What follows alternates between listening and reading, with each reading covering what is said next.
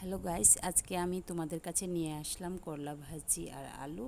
এটা আমি ভিন্ন পদে রান্না করেছি, কারণ আমি করলা আলু গুলা কেটে ধুয়ে দেখেন আলাদা করে পেঁয়াজ টিয়াজ কাটেনি, একসাথেই সব মরিচ পেঁয়াজ একসাথেই কেটে নিয়েছি, ধুয়ে কেটেছি।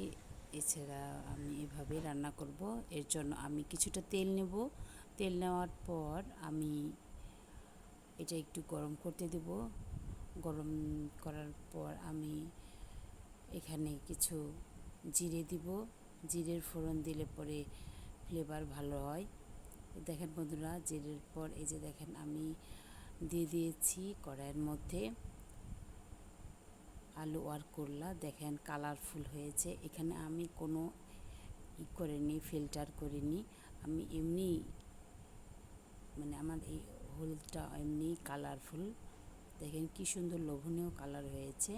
বন্ধুরা, আপনারাও চেষ্টা করবেন, আপনারাও এভাবে রাঁধতে চেষ্টা করবেন, আপনারা অবশ্যই পারবেন, আমার চেয়ে ভালো লোভনীয় হবে। নাড়তে নাড়তে একটু যখন তেল বেরিয়ে আসবে তখন অবশ্যই পানি দিলেও হবে, আবার না দিলেও হবে। না দিলেই ভালো, কারণ কড়াইয়ের মধ্যে যে তেলগুলো থাকে সেই তেল দিয়ে হয়ে যায়। এই যে দেখেন বন্ধুরা, আমার কি সুন্দর কালারফুল লাগছে। এটা খাইতেও অনেক মজা হবে। এর মধ্যে আমি লবণগুলো দিয়ে দিয়েছি। আসলে ভিডিও আমি ওভাবে নিতে পারিনি, আপনারা আপনাদের মতো করে করে নেবেন, কিন্তু অবশ্যই ভালো কিছু হবে।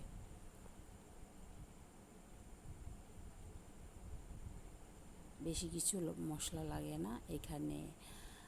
পেঁয়াজ, কাঁচামরিচ, হলুদ, লবণ এগুলোই লাগে।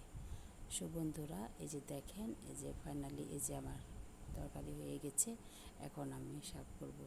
সো বন্ধুরা, তোমরা লাইক, কমেন্ট, সাবস্ক্রাইব দিতে ভুলো না। আমাকে অবশ্যই মনে রাখবা। কেমন দেখেন কি সুন্দর করে সিদ্ধ হয়েছে। আমি পানি দিইনি, কিন্তু আপনারা যদি প্রয়োজন মনে করেন দিবেন, নয়তো না। কেমন দেখেন, খুব লোভনীয় কালার হয়েছে। সো ফাইনালি এই যে আমার তরকারি হয়ে গেছে, আমি সার্ভ করেছি। বাস, থ্যাংক ইউ।